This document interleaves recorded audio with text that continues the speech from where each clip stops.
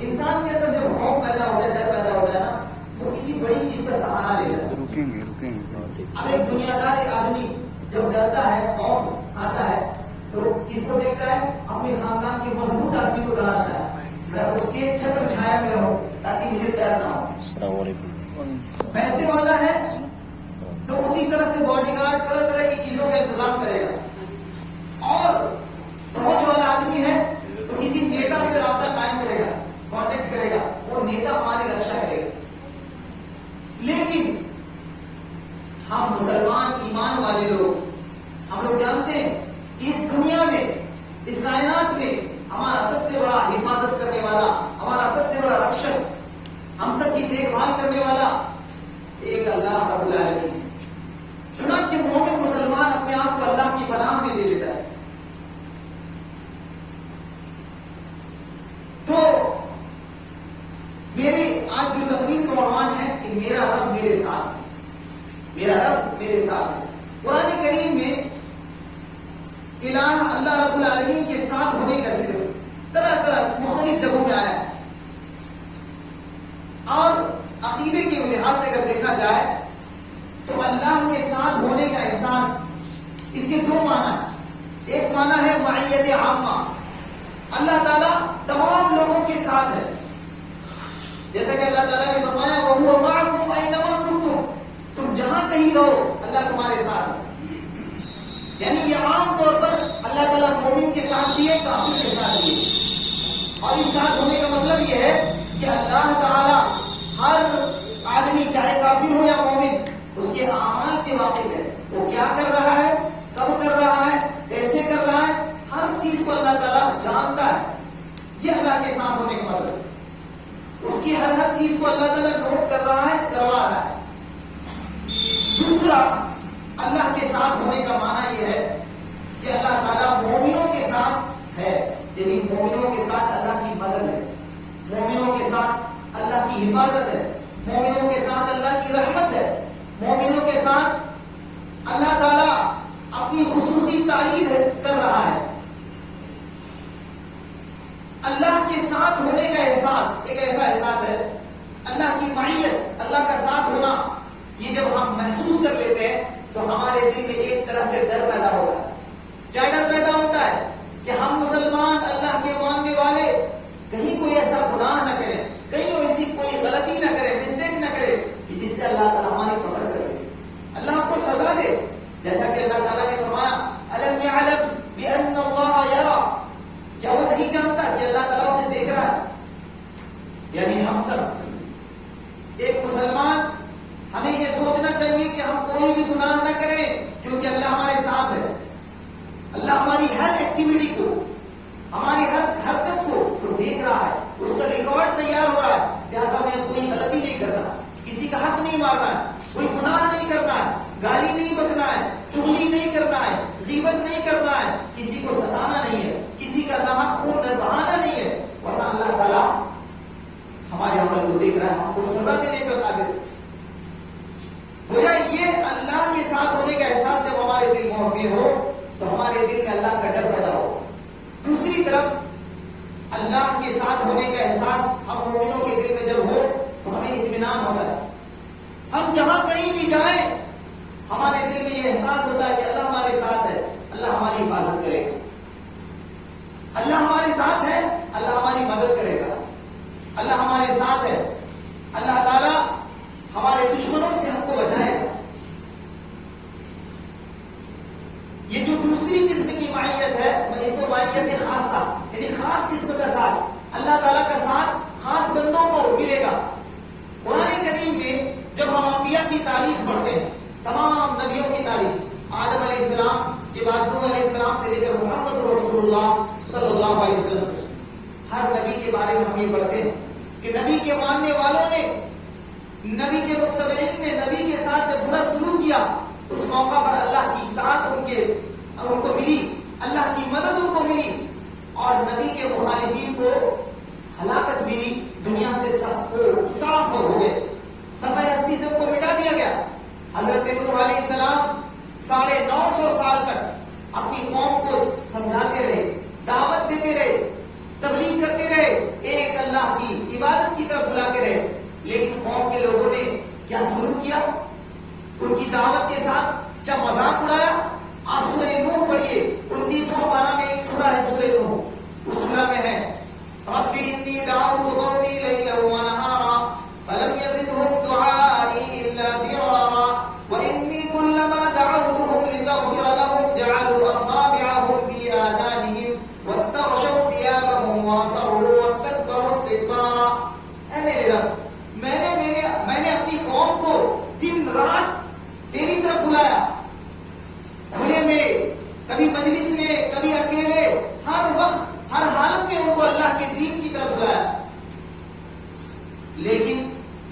میری دعوت کو نہیں مانا. جب میں دعوت دیتا یہ لوگ اپنے کانوں میں روئی ٹھوس لیتے, کپڑا اوڑھ لیتے تاکہ میری آواز نہ سن سکے, اللہ کی بات نہ سن سکے. آخر میں جب پریشان ہو گئے قوم سے تو انہوں نے کیا کہا, ایک چھوٹا سا جملہ, اللہ سے چھوٹی سی دعا کی, سورہ قمر میں ہے 27واں پارہ. انہوں نے فرمایا ربی انی مغلوب فانتصر, اے اللہ میں مغلوب ہو گیا ہوں, اب میں لاچار ہو گیا ہوں, بے بس ہو گیا ہوں, اب میں پاور لیس ہو چکا ہوں, میرے پاس پاور نہیں کہ ان لوگوں کو منوا سکوں, میں ان کو اللہ کی دین کی طرف بلا سکوں, میرے اندر کوئی پاور نہیں ہے. فانتصر, اللہ تو مدد کر. تھوڑی سی بات, ربی انی مغلوب فانتصر, اللہ میں مغلوب ہو گیا ہوں, لاچار ہو گیا ہوں, بے بس ہو گیا ہوں, تو میری مدد کر. اب اللہ کی مدد کیسے آتی ہے نبی حضرت نوح علیہ السلام کے ساتھ؟ فَفَتَحْنَا أَبْوَابَ السَّمَاءِ بِمَاءٍ مُنْهَمِرٍ وَفَجَّرْنَا الْأَرْضَ عُيُونًا. اللہ نے کہا فَفَتَحْنَا أَبْوَابَ السَّمَاءِ, ہم نے آسمان کے دروازوں کو کھول دیا موسلا دھار بارش کے ذریعے, اور زمین سے چشموں کو نکال دیا. ایک طرف آسمان سے پانی, دوسری طرف زمین سے پانی, دونوں طرف کا پانی. ادھر حضرت نوح علیہ السلام کو اللہ تعالیٰ نے حکم دے دیا کہ کشتی تیار کر لو, اس لیے اس آگے فرمایا وَحَمَلْنَاهُ عَلَى ذَاتِ أَلْوَاحٍ وَدُسُرٍ تَجْرِي بِأَعْيُنِنَا جَزَاءً لِمَنْ كَانَ كُفِرَ. اللہ نے کہا ہم نے حضرت نوح کو کشتی پر سوار کر دیا. اب کشتی پر حضرت نوح سوار ہیں اور ان کے ماننے والے چند لوگ سوار ہیں. فَمَا آمَنَ مَعَهُ إِلَّا قَلِيلٌ, تھوڑے لوگ ایمان لائے تھے, وہی لوگ کشتی کے سوار ہو گئے, سب کے سب جا رہے ہیں. اب یہ بتائیے, ایک طرف آسمان سے پانی, دوسری طرف زمین سے پانی, لیکن آسمان والا پانی کشتی میں نہیں گر رہی. اللہ کا ساتھ کس طرح سے, ذرا سوچیے. اللہ کے ماننے والوں کو اللہ کا ساتھ کیسے ملتا ہے, ذرا اندازہ کیجئے کہ آسمان سے بارش ہو رہی ہے لیکن جہاز کے اوپر پانی نہیں گر رہا ہے, جہاز کے باہر پانی گر رہا ہے. ادھر آسمان جہاز کے اوپر, کشتی کے اوپر کوئی چھت نہیں ہے, کھلی ہے, شیڈ نہیں ہے, لیکن پانی اس کے اوپر نہیں گر رہا ہے بلکہ باہر گر رہا ہے. اللہ کا ساتھ مل رہا ہے. اللہ نے فرمایا تجری بِأَعْيُنِنَا, حضرت نوح کی کشتی ہماری نظروں کے سامنے چل رہی ہے. یعنی اللہ حفاظت کر رہا ہے, اپنے بندوں کا ساتھ دے رہا ہے. اللہ اکبر. سوچئے اتنے سارے لوگ جو مخالفین تھے سب کے سب ہلاک ہو گئے, اور نبی کے چند ماننے والے اور ایک رسول نجات پا گئے اور ایک جگہ پہنچ گئے. اب آئیے حضرت ابراہیم علیہ السلام کی طرف. حضرت ابراہیم علیہ السلام نے اپنی قوم کو دعوت دیا. اپنے قوم کے سرکش بادشاہ نمرود سے مناظرہ ہوا, جیسا کہ سورہ بقرہ میں ہے أَلَمْ تَرَ إِلَى الَّذِي حَاجَّ إِبْرَاهِيمَ فِي رَبِّهِ أَنْ آتَاهُ اللَّهُ الْمُلْكَ إِذْ قَالَ إِبْرَاهِيمُ رَبِّيَ الَّذِي يُحْيِي وَيُمِيتُ قَالَ أَنَا أُحْيِي وَأُمِيتُ قَالَ فَإِنَّ اللَّهَ يَأْتِي بِالشَّمْسِ مِنَ الْمَشْرِقِ فَأْتِ بِهَا مِنَ الْمَغْرِبِ فَبُهِتَ الَّذِي كَفَرَ وَاللَّهُ لَا يَهْدِي الْقَوْمَ الظَّالِمِينَ. حضرت ابراہیم علیہ السلام کا نمرود سے بحث ہو گئی, مباحثہ ہو گیا, جیسے آج ڈیبیٹ ہوتا ہے نا, ڈیبیٹ ہو رہی, مباحثہ ہو رہا ہے. حضرت ابراہیم کہہ رہے ہیں کہ میرا رب تو وہ ہے جو مردے کو زندہ کر دیتا ہے. نمرود نے کہا یہ کیا بات ہے, میں بھی تو زندہ کر سکتا ہوں مردہ, اور کسی کو مار سکتا ہوں. 2 آدمی کو بلایا, ایک آدمی کو کہا جاؤ میں نے تیری جان بخش دی, اور دوسرے کو مروا دیا, قتل کروا دیا. کہا دیکھو ابراہیم, میں بھی مار سکتا ہوں, میں بھی جلا سکتا ہوں. ابراہیم علیہ السلام نے کہا یہ بڑا احمق آدمی ہے, اس کو سمجھانا مشکل ہے. اب یہ ٹاپک چھوڑ کے آگے بڑھتے ہیں. ٹھیک ہے ہم مان لیتے تھوڑی دیر کے لیے کہ اے بادشاہ آپ مار بھی سکتے ہیں, زندہ بھی کر سکتے ہیں. ایک کام کر کے دکھائیے, میرا رب ہر دن سورج کو مشرق سے نکالتا ہے, مغرب میں ڈبوتا ہے. آپ ذرا مغرب سے نکال کر دکھائیے سورج, اور وہی کل وہ کافر ہکا بکا رہ گیا. اس کے بعد کوئی جواب نہیں, منہ بھچکا ہو گیا, کوئی جواب نہیں. اس کے بعد اب دیکھا کہ جب حیران ہو گیا, سارے مجمع کے سامنے اس بادشاہ کی رسوائی, بے عزتی ہو گئی, تو بادشاہ نے اپنی بے عزتی کا بدلہ لینے کے لیے کیا کہا کہ اب ایک خطرناک آگ تیار کی جائے, جس آگ کی تیاری کے لیے 1 مہینے تک لکڑیاں جمع کی گئی اور آگ سلگائی گئی. اس آگ میں ابراہیم علیہ السلام کو پھینکا جا رہا ہے. ابراہیم علیہ السلام کو جب آگ میں ڈالا جا رہا ہے, ابراہیم علیہ السلام نے ایک دعا پڑھی, حسبنا اللہ و نعم الوکیل. اے اللہ, اللہ ہمارے لیے کافی ہے, ہماری حفاظت کے لیے اللہ کافی ہے, اور وہی بہتر کارساز ہے. جب انہوں نے دعا پڑھی, اللہ نے آگ کو حکم دیا, قُلْ يَا نَارُ كُونِي بَرْدًا وَسَلَامًا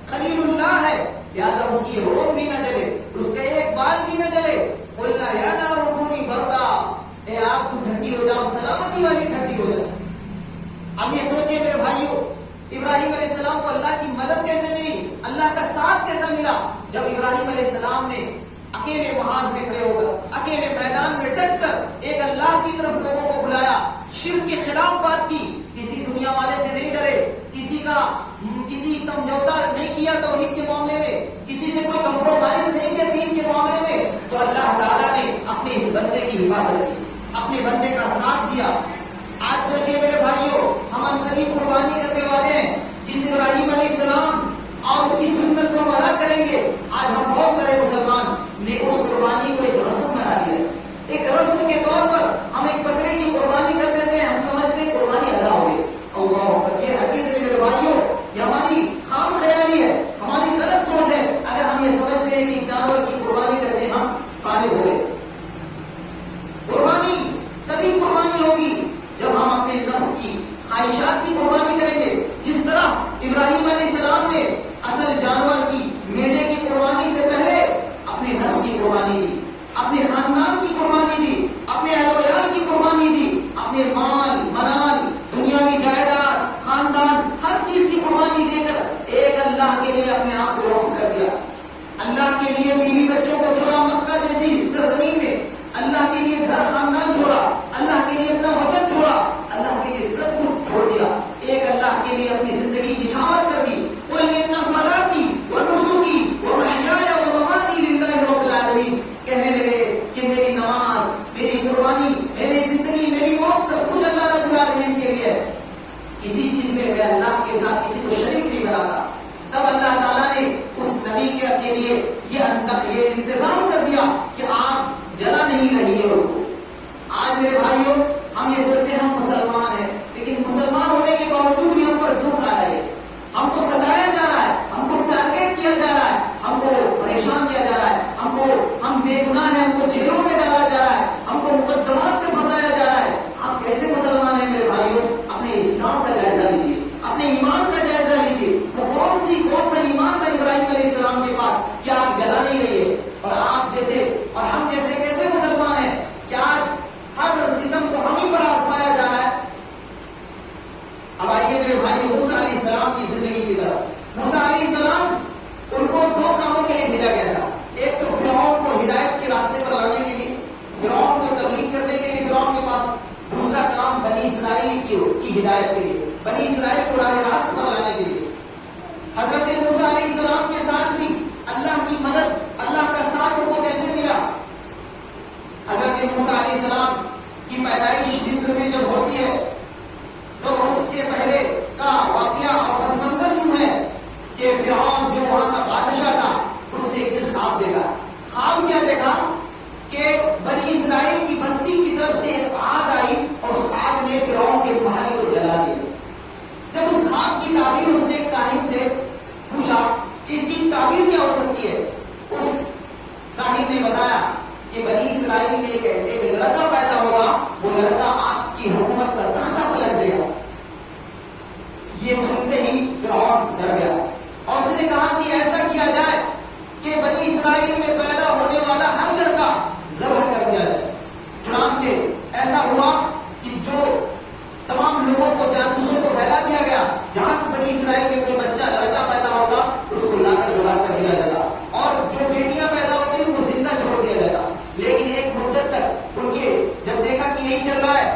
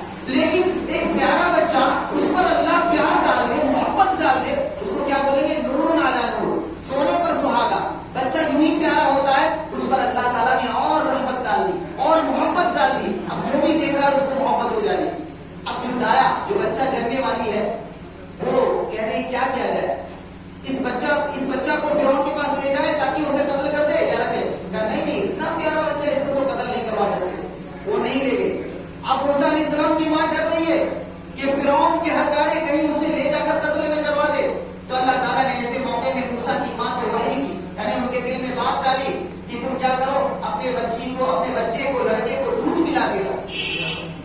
ولا تخافی اور ڈرنا مت, ولا تحزنی غم مت کرنا. اور جب تمہیں کبھی ڈر ستائے تو کیا کرنا, اس بچے کو سمندر میں دریا میں ڈال دینا. وہ دریا میں وہ کیا کرتی تھی, جب جب ڈر لگتا اپنے بچے کو صندوق میں بھر کے دریا میں ڈال دیتی اور اس میں ایک رسی باندھ دیتی. روز ایسے ہی وہ لے جاتی, جب بھی ڈر محسوس ہوتا ڈال دیتی پھر لے آتی. ایک دن ایسا ہوا کہ وہ جو رسی اس میں بندھی ہوئی تھی رسی ٹوٹ گئی اور یہ صندوق بہتا ہوا فرعون کی محل کی طرف آنے لگا. دریائے نیل جہاں بہتا ہے ایک طرف فرعون کی محل ہے فرعون کا اور دوسری طرف بنی اسرائیل کی آبادی ہے. تو یہ محل کی طرف جب بکسا بہتا ہوا جا رہا تھا, صندوق بہتا ہوا جا رہا تھا, موسیٰ کی ماں نے حضرت موسیٰ کی بہن سے کہا تھا کہ جا تم اس بکسے کے پیچھے پیچھے جلدی جا, دیکھتی جا کہ کہاں جا رہا ہے وہ بکسا, وہ صندوق کہاں جا کے لگ رہا ہے. دیکھتی ہے کیا کہ وہ صندوق فرعون کے محل کے پاس جا کے پہنچا ہے. اس وقت فرعون کی بیوی آسیہ دریا کے کنارے ٹہل رہی تھی, اس کی خادمائیں کچھ ٹہل رہی تھی. ان خادماؤں نے جا کر بکسے کو اٹھا لایا. کیا دیکھتی ہے کہ اس میں ایک پیارا سا ننھا خوبصورت بچہ ہے. وہ اٹھا لاتی ہے, کیا کہتی ہے, وقالت قرۃ عین لی ولد لا تقتلوه عسى ان ينفعنا او نتخذه ولدا وهم لا يشعرون. فرعون کے پاس لے کے جاتی ہے, کہتے دیکھیے یہ بڑا اچھا پیارا سا بچہ ہے, بڑا خوبصورت بڑا محبوب بچہ ہے, لا تقتلوه اسے قتل مت کرنا, عسى ان ينفعنا ہم یہ بچہ ہم کو نفع پہنچا سکتا ہے, ہمیں فائدہ پہنچا سکتا ہے اور ہم اس کو بیٹا بھی بنا لیں گے. فرعون کا کوئی بیٹا نہیں تھا, بیٹی تھی صرف. اس کو تو بیوی نے کیا کہا کہ اس کو ہم اپنا بیٹا بنا لیں گے, ہم کو نفع پہنچائے گا. فرعون نے کہا قرۃ عین لی ولد, تم کہہ رہی ہو کہ تم میری آنکھوں کی ٹھنڈک ہے بچہ اور تمہاری آنکھوں کی ٹھنڈک نہیں, تمہاری آنکھوں کی ٹھنڈک یہ بچہ ہو سکتا ہے, میری آنکھوں کی ٹھنڈک نہیں ہو سکتا. میں اسے تمہارے میں سے قتل کروں گا. اب کیا بات کر رہے ہیں, ارے اتنا ننھا منھا پیارا سا بچہ محبوب, دیکھیے کتنا معصوم سا بچہ, یہ بھلا آپ کا کیا بگاڑ سکتا ہے, آپ کی حکومت کا کیا کر سکتا ہے. نہیں اسے قتل ہونے نہیں دیں. آخر بیوی کی رائے, بیوی کا مشورہ غالب آ گیا اور اسے رہنے دیا گیا. اب اللہ کی مدد دیکھیے, اللہ کا ساتھ دیکھیے, اب اسی گھر میں بچہ پلنے لگتا ہے. اب بچہ کو بھوک لگتی ہے, اب تمام دائیں کو بلایا گیا, دائیں بچے کو لے کر موسیٰ علیہ السلام کو لے کر دودھ پلاتی ہیں, لیکن حضرت موسیٰ کسی کا دودھ نہیں پیتے. آخر موسیٰ کی بہن پیچھے سے بولتی ہے کہ میں ایک عورت کو جانتی ہوں جو بڑی اچھے گھرانے کی ہے, ہو سکتا ہے یہ بچہ اس کا دودھ پینے لگے, کیا میں اسے بلا لاؤں؟ ٹھیک ہے بلا لاؤ.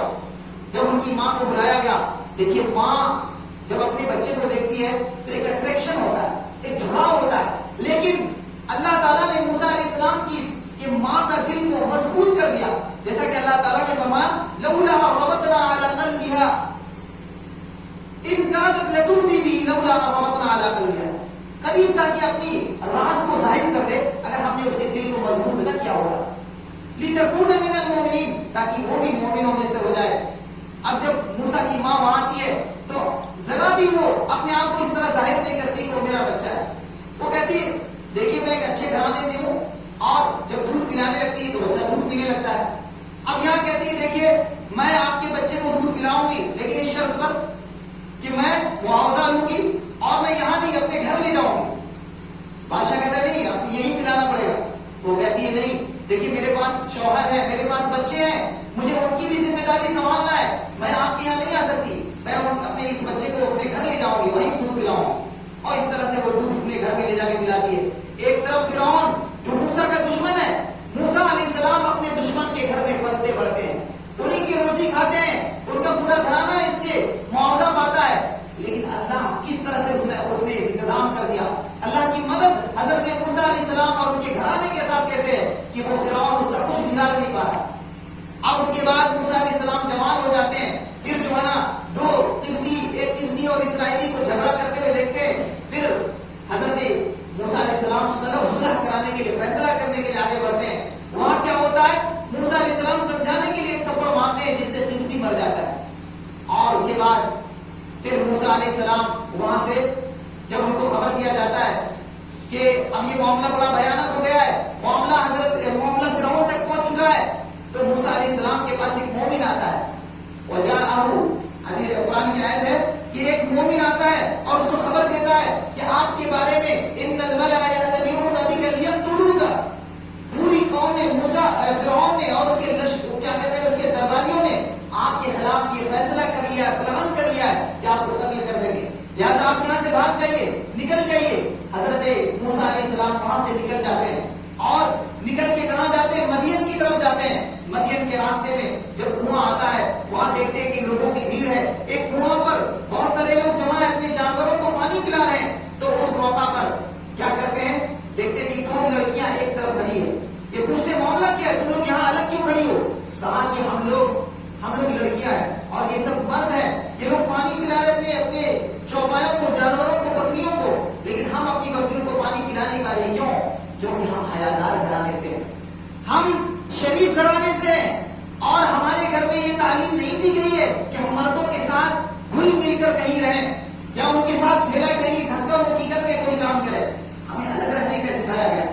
حضرت موسیٰ علیہ السلام نے کہا کوئی کام مت کرو، میں ہوں۔ پھر موسیٰ علیہ السلام بڑے مضبوط طاقتور تھے، ایک کنواں کے اوپر بڑا سا ڈھکن لگا ہوا تھا، اس ڈھکن کو 10 آدمی اٹھاتے تھے الگ سے، لیکن حضرت موسیٰ علیہ السلام نے اکیلے ڈھکن کو ہٹایا اور ڈول سے جو بڑا ڈول تھا اس میں سے پانی نکال کر ان کے جانوروں کو پلایا اور کہا کہ اب تم لوگ دونوں گھر جا سکتی ہو۔ اور موسیٰ علیہ السلام یہ کام کرنے کے بعد ثم تولى الى الظل، ایک سایہ کی طرف جاتے ہیں، فقال رب انی لما انزلت الی من خیر فقیر، کہتے ہیں میرے رب اب میری طرف جو بھی تو بھلائی نازل کرے میں اس کا محتاج ہوں، اے اللہ میں تیرے یہاں میں ایک مسافر ہوں، میں بھوکا ہوں، میرا کوئی ٹھکانہ نہیں، میرا کوئی گھر نہیں، اے اللہ میں محتاج ہوں، تو میری مدد کر۔ ادھر یہ سائے میں کہہ رہے ہیں، دعا کر رہے ہیں، ادھر سے مدین سے پھر اس جو دو لڑکیاں تھی، کہا جاتا ہے کہ وہ نبی حضرت شعیب علیہ السلام کی 2 بیٹیاں تھی، ان میں سے ایک بیٹی پردہ کرتی ہوئی، حیا کرتی ہوئی آتی ہے اور کہتی ہے چلیے میرے ابو جان آپ کو بلا رہے ہیں۔ وجاءت احداهما تمشي على استحياء قالت ان ابي يدعوك ليجزيك اجر ما سقيت لنا، ان 2 بچیوں میں سے ایک بچی آتی ہے، لڑکی آتی ہے اور پردہ کے ساتھ حیا کرتے ہوئے، شرماتے ہوئے، دیکھیے اس لفظ کو قرآن نے کتنا ہائی لائٹ کر کے بیان کیا ہے۔ آج کی ہماری ماؤں بہنوں کو سوچنا چاہیے کہ حیا ایک عورت کا زیور ہے۔ شعیب علیہ السلام کی 2 بیٹیاں کتنی حیادار تھی، کتنی شرمیلی تھی کہ اللہ تعالیٰ نے ان کا تذکرہ قرآن پاک میں کیا۔ اور حیا کتنی اہم صفت ہے عورت کی، یہ سب سے اہم صفت اللہ تعالیٰ نے اس صفت کو قرآن کریم میں بیان کیا۔ اس کا مطلب کیا ہے کہ عورت کو حیادار ہونا چاہیے، اور ایک اصل عورت وہی عورت ہے جو حیادار ہو، جو شرمیلی ہو۔ اگر عورت بے حیا ہو جائے تو عورت نہیں رہتی۔ تو اس واقعے سے دیکھیے کہ جب 2 میں سے ایک آتی ہے، پھر حضرت موسیٰ علیہ السلام ان کے ساتھ ان کے گھر جاتے ہیں۔ ان کے والد صاحب کہتے ہیں کہ اب ڈرنے کی بات نہیں، فرعون کے حکومت سے تم نکل چکے ہو، اب تم میرے دیش میں ہو، میرے وطن میں ہو، تم یہاں امن و امان کے ساتھ رہو۔ حضرت موسیٰ علیہ السلام 8 سال تک ان کے یہاں رہتے ہیں۔ وہ شعیب علیہ السلام ان سے کہتے ہیں کہ انی اريد ان انكحك احدى ابنتي هاتين على ان تأجرني 8 حجج، میں اپنی 2 بیٹیوں میں سے ایک کی شادی تمہارے ساتھ کرنا چاہتا ہوں، اس شرط پر کہ تم میرے یہاں 10 سال مزدوری کرو، 8 سال مزدوری کرو، اور اگر تم چاہو تو 10 سال کرو، دونوں میں سے جو تعداد تم پوری کر لو۔ حضرت اللہ کے رسول صلی اللہ علیہ وسلم سے پوچھا گیا کہ حضرت موسیٰ نے کون سی تعداد پوری کی، تو آپ نے فرمایا ان میں سے جو مکمل عدد ہے اسی کو پورا کیا، اور مکمل عدد کتنی ہے؟ 10 ہے۔ چنانچہ حضرت موسیٰ علیہ السلام نے 10 سال وہاں گزارا، اور 10 سال گزارا۔ اب سوچئے میرے بھائیوں کہ اللہ کی مدد ان کے ساتھ ساتھ چل رہی ہے، وہ جہاں بھی جا رہے ہیں اللہ کی مدد ان کے ساتھ جا رہی ہے۔ 10 سال گزارنے کے بعد اپنی بیوی کو لے کر کے اب واپس جا رہے ہیں مصر کی طرف، اور راستے میں جب جا رہے ہیں سرد رات، ٹھنڈ رات، اور ایک تو اندھیری رات اور بارش بھی ہو رہی ہے، ایسے موقع میں ٹھنڈک تو لگ رہی تھی۔ اپنے بیوی سے کہا کہ ٹھہر جاؤ، میں ذرا آگ دیکھوں، کہیں سے آگ کا بندوبست کر کے جاؤ۔ جب آگ کی تلاش کرنے کے لیے جاتے ہیں تو وہ وادی ایمن میں پہنچ گئے، وہاں دکھائی دیتی ہے کہ آگ جل رہی ہے۔ وہ جب وہاں پہنچے تو دیکھا وہاں سے اللہ رب العالمین ہم کلام ہو رہا ہے، اننی انا اللہ لا الہ الا انا فاعبدنی واقم الصلاۃ وانا اخترتک فاستمع لما یوحی۔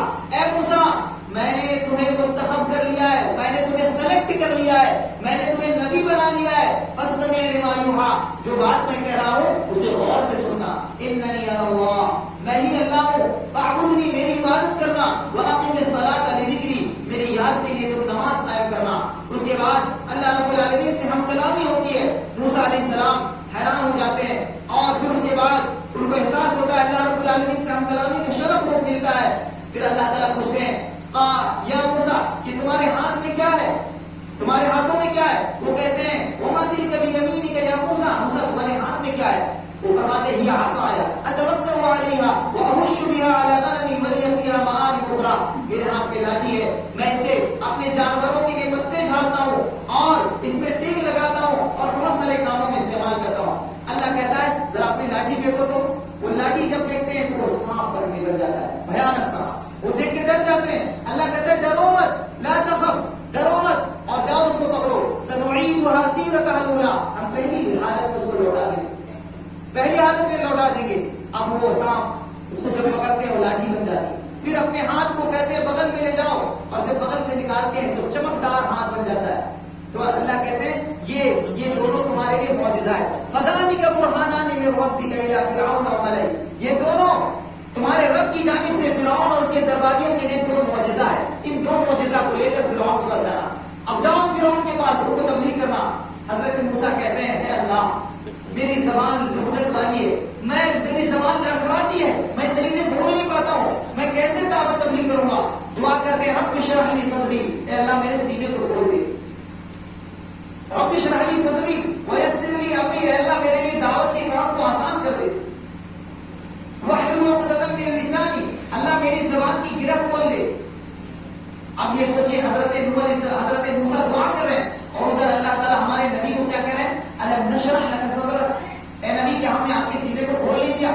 موسیٰ علیہ السلام جو چیز اللہ سے مانگ رہے ہیں اللہ نے ہمارے نبی کو آلریڈی دے دیا اور کہا الم نشرح لک صدرک، کیا ہم نے آپ کے سینے کو نہیں کھول دیا؟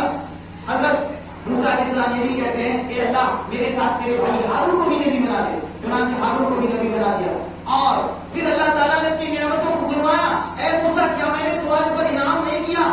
جب تم بچے تھے تمہاری ماں نے تم کو جنم دیا تو تمہاری ماں ڈر رہے گی. پھر تمہاری ماں کو میں نے کہا کہ اسے صندوق میں ڈال دو، تمہیں سمندر میں ڈال دیا، دریا میں ڈال دیا، وہاں میں نے تمہاری حفاظت کی، میری مدد تمہارے ساتھ وہاں بھی رہی. اس کے بعد اب ڈرنے کی کیا بات ہے؟ اے موسیٰ میں تم کو حکم دے رہا ہوں تم فرعون کے پاس جاؤ. تم کہتے ہو ڈر لگ رہا ہے. جب میں نے تمہاری وہاں حفاظت کی، فرعون کے قتل ہونے سے میں نے تم کو بچا لیا، آج تم فرعون کے پاس جانے سے کیوں ڈر رہے ہو؟ جاؤ لا تخافا اننی معکما اسمع وارا. جاؤ تم دونوں بھائی اور جا کے فرعون کو اور اس کے درباریوں کو دعوت دینا، تبلیغ کرنا. ڈرو مت، اننی معکما، میں تم دونوں کے ساتھ ہوں. میں اسمع وارا، میں سن بھی رہا ہوں دیکھ بھی رہا ہوں. تم میری نگرانی میں رہو گے. فرعون تمہارا بال بھی بیٹا نہیں کر سکتا، تمہیں کچھ نہیں بگاڑ سکتا. اور وہ دونوں جاتے ہیں دعوت تبلیغ کرتے ہیں. میرے بھائیوں سوچئے، ایک طرف یہ آج ہم لوگ ہیں، کہیں کوئی بات اگر علیہ اعلان حق کی بات کہنی ہو تو ہمیں ڈر لگتی ہے کیا ہونے والا ہے، کیا ہو جائے گا. اگر میں حق بات کروں تو میرا حقہ پانی بند کر دیں گے، میرے ساتھ برا سلوک کریں گے. ادھر اللہ کیا کہہ رہا ہے؟ اننی معکما اسمع وارا. تم دعوت تبلیغ کرو، فرعون کے پاس حقیقت اور حق کی بات کہو، اس کے بعد میں تمہاری حفاظت کروں گا. چنانچہ وہ دونوں حق بات کہتے ہیں اور فرعون سے بحث ہونے لگتی ہے. فرعون یہ کہتے ہیں کہ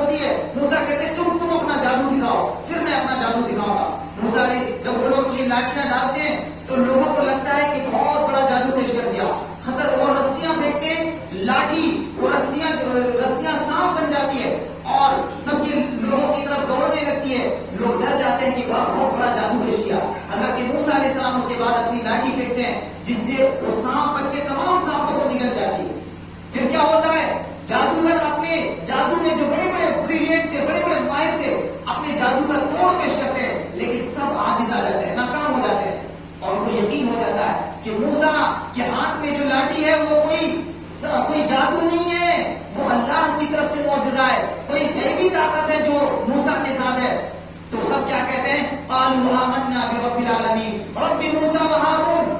فرعون، اس کے درباری سب کے سامنے وہ جادوگر اعلان کہنے لگتے ہیں ہم رب العالمین پر ایمان لے آتے ہیں، ہم موسیٰ اور ہارون کے رب پر ایمان لے آتے ہیں۔ فرعون کو غصہ آتا ہے، آمنتم قبل ان آذن لکم، یہ کیا ہوا؟ تم لوگ میرے فیور میں آئے تھے، مجھے سپورٹ کرنے کے لیے آئے تھے، اور آج تم میرے الٹے ہو گئے، آج تم موسیٰ کے ساتھ ہو گئے۔ لأصلبنکم، سن لو، تم لوگوں کے لیے خطرناک دھمکی ہے، الٹیمیٹ ہے، میں تم لوگوں کو سولی پہ چڑھا دوں گا، مخالف سمت سے ہاتھ پیر کاٹوں گا، ایک ہاتھ ایک پیر، ایک ہاتھ ایک پیر، اور سب کو سولی پہ چڑھا دوں گا۔ سب جادوگر جن کے دلوں میں ایمان اتر گیا تھا، ایمان مضبوط ہو گیا تھا، ان لوگوں نے کہا لا انا الی ربنا منقلبون، ہمیں کوئی حرج نہیں، ہمیں کوئی ڈر نہیں، ہم تو اللہ کے پاس لوٹ کے جانے والے ہیں۔ انا نطمع ان یغفر لنا ربنا خطایانا ان كنا اول المؤمنین، ہمیں تو اپنے رب سے امید ہے کہ اللہ ہمارے گناہوں کو بھی معاف کر دے۔ اور سورہ طٰہٰ میں ہے وما اکرہتنا علیہ من السحر، اے فرعون جس جادو کرنے کے اوپر تم نے ہمیں مجبور کر دیا تھا، اس جادو کو بھی اللہ معاف کر دے گا۔ اس کا مطلب کیا ہے؟ جادوگروں کو معلوم ہو گیا کہ جادو کرنا بھی گناہ کا عمل ہے۔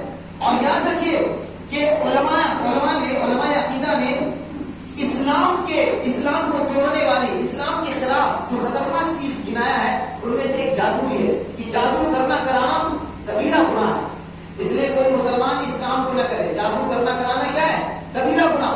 تو کہا وما اکرہتنا علیہ من السحر، اے فرعون جس جادو کے کرنے پر تم نے ہمیں مجبور کیا تھا، ہم امید کرتے کہ اللہ اس گناہ کو بھی معاف کر دے گا۔ فقض ما انت قاض، اے فرعون تمہیں جو کرنا ہے کر ڈالو، تمہیں کوئی بھی دھمکی دے ڈالو، ہمیں کوئی پرواہ نہیں ہے، ہم تو اللہ کے پاس جانے والے ہیں۔ پھر کیا ہوتا ہے؟ جادوگروں کو قتل کر دیا جاتا ہے، لیکن یہ لوگ موسیٰ علیہ السلام کا، ہارون کا کچھ نہیں بگاڑ پاتے۔ کیوں؟ اللہ نے کہہ دیا لن یصلوا الیک، وہ لوگ تمہارے پاس پہنچ نہیں سکتے، ہم تمہاری مدد کرنے والے ہیں۔ اللہ کی مدد حضرت موسیٰ کو، حضرت ہارون کو کیسے ملی؟ کہ فرعون اس کا کچھ بگاڑ نہیں پا رہے، فرعون اس کا کچھ نہیں کر پا رہے۔ تو میرے بھائیوں، اللہ کی مدد، اللہ کی ساتھ کیسے ملا؟ پھر اس کے بعد اللہ تعالیٰ کا حکم ہوتا ہے اے موسیٰ اپنے ماننے والوں کو لے کر کے تم لوگ مصر سے نکل جاؤ، سینا، میدان سینا، فلسطین کی طرف چلے جاؤ۔ جب یہ لوگ جاتے ہیں تو راتوں رات نکل پڑتے ہیں موسیٰ علیہ السلام اپنے ماننے والوں کو لے کر۔ جب گہرے گلزوں میں پہنچتے ہیں تو ادھر فرعون نے اپنے ہرکاروں کو اعلان کر دیا کہ جاؤ موسیٰ علیہ السلام اور ان کے ماننے والوں کا پیچھا کرو اور ان کو پکڑ کے لے آؤ۔ جب یہ لوگ وہاں پہنچتے ہیں، آگے سمندر، ٹھاٹھے مارتا ہوا سمندر، اور پیچھے دشمن، فرعون کا لاؤ لشکر آ کے موجود ہو گیا۔ موسیٰ علیہ السلام کے ماننے والے بنی اسرائیل کیا بولتے ہیں؟ انا لمدرکون، اب کیا ہوگا؟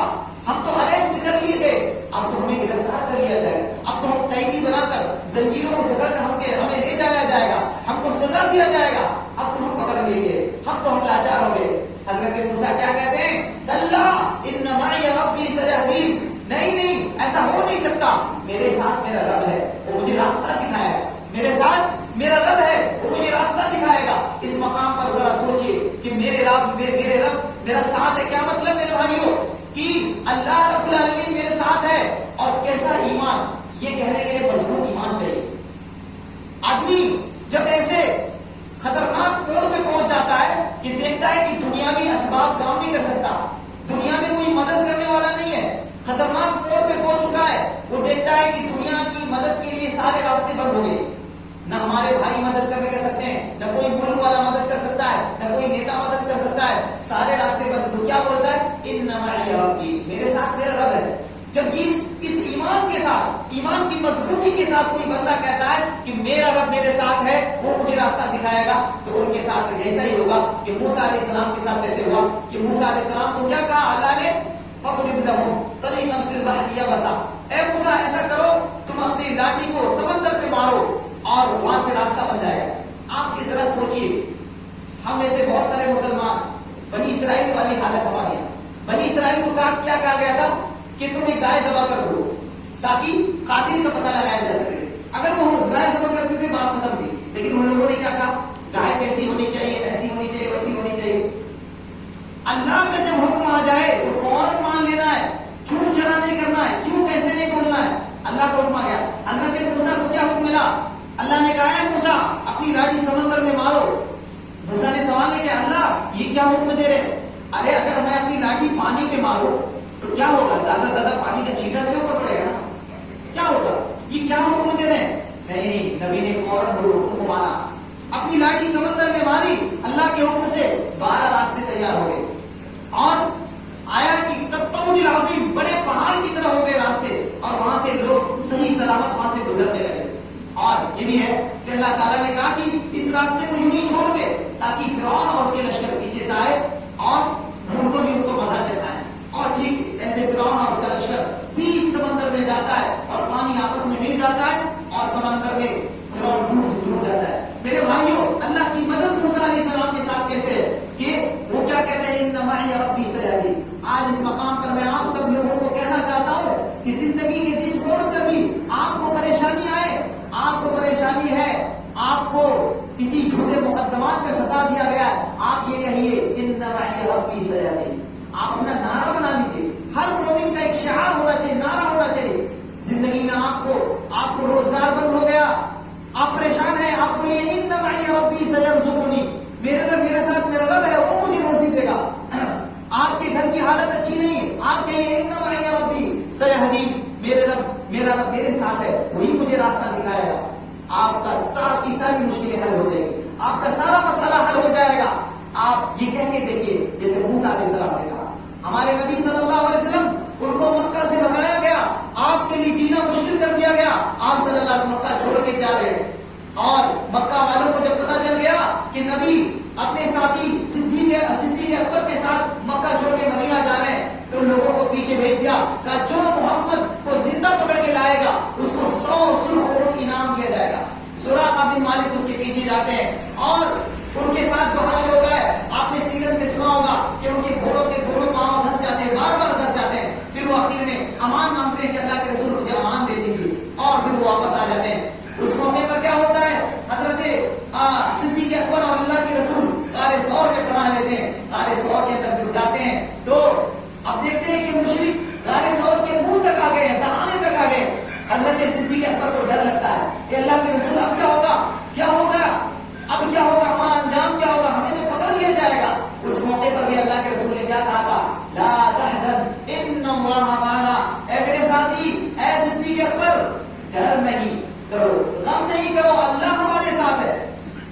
اب دیکھیے اللہ کی مدد کیسے ان لوگوں کے ساتھ ہے۔ تو میرے بھائیوں، آج کی اس حالات میں، آج جب ہم بہت پریشان ہیں، بہت طرح سے ہمیں ذہنی طور پر ٹارچر کیا جاتا ہے، ہمیں پریشان کیا جاتا ہے، آج کی اس مایوس کن حالت میں ہمیں مایوس نہیں ہونا ہے، نا امید نہیں ہونا ہے، ہم کو امید کا دامن تھامے رکھنا ہے، ہمیں اللہ کے ساتھ جڑے رکھنا ہے۔ لیکن آپ سب میرے بھائی، جس طرح آپ نے سنا کہ حضرت نوح کو، حضرت موسیٰ کو، حضرت ابراہیم کو، حضرت اللہ کے رسول صلی اللہ علیہ وسلم کو جس طرح اللہ کی مدد ملی، اللہ کا ساتھ ملا، اگر آپ سب بھی چاہتے ہیں کہ اللہ کا ساتھ آپ کو ملے تو آپ کو کچھ کام کرنا پڑے گا۔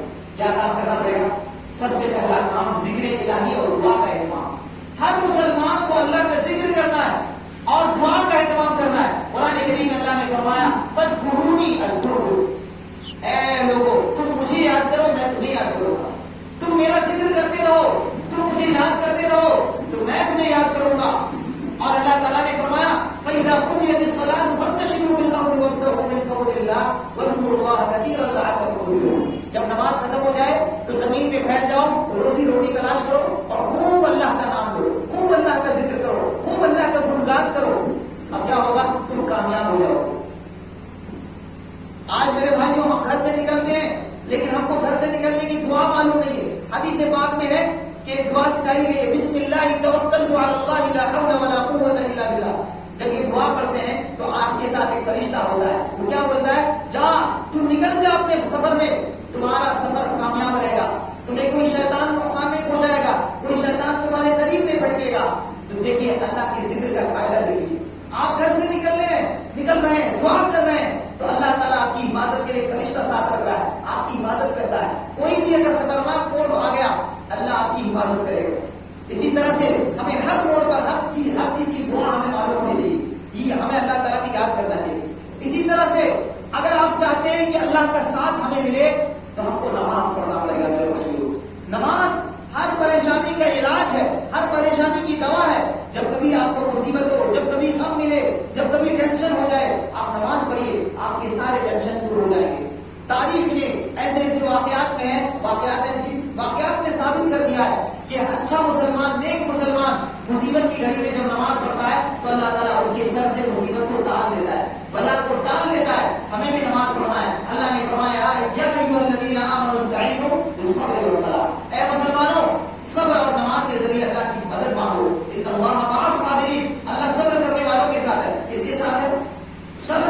والوں کے ساتھ، یعنی اللہ کا ساتھ صبر کرنے والوں کو ملے گا، نمازیوں کو ملے گا۔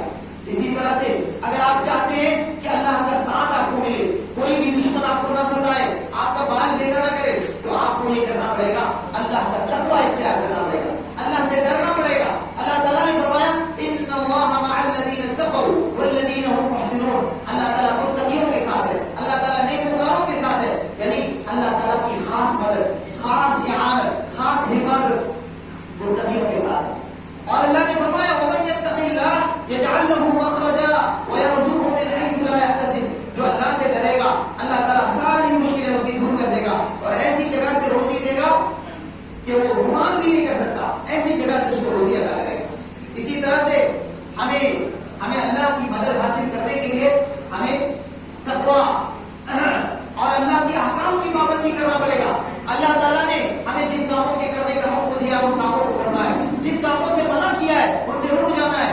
اللہ کے رسول صلی اللہ علیہ وسلم حضرت فضل بن عباس کو اپنے پیچھے بٹھائے ہوئے ان کو سمجھاتے ہیں، اے بچے یا غلام احفظ اللہ یحفظک، اے بچے اللہ کو یاد رکھ، اللہ تمہاری تمہیں یاد رکھے گا۔ احفظ اللہ تجدہ تجاہک، اللہ کو یاد رکھو، اللہ کو تم اپنے سامنے پاؤ گے۔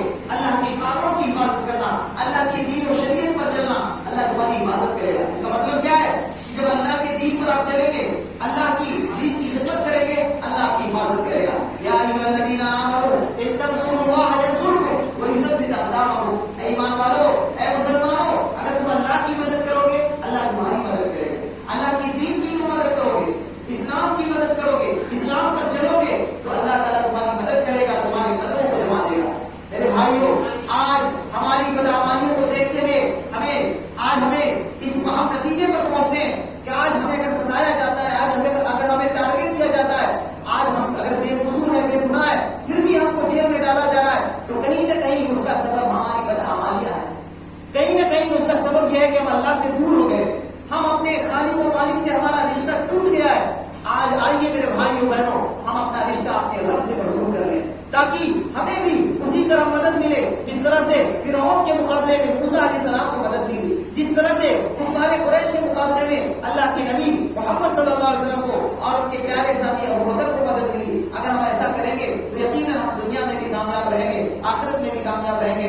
میں انہی باتوں پر اپنی گفتگو کو سمیٹ رہا ہوں، دعا کرتے ہیں کہ پروردگار عالم ہم تمام بھائیوں کو، ہمیں جب تک دنیا میں ہم رہیں ایمان پر رہیں اور ہمارا خاتمہ ہو ایمان پر ہو۔ رب العالمین ہم سب کو اللہ کی معیت، اللہ کا ساتھ حاصل کرنے کے لیے ہمیں ایمان، تقویٰ، نماز، ان تمام چیزوں سے ہمیں لیس ہونے کی توفیق عطا فرمائے۔ رب العالمین ہمارے تمام بھائی، ہمارے دوست و احباب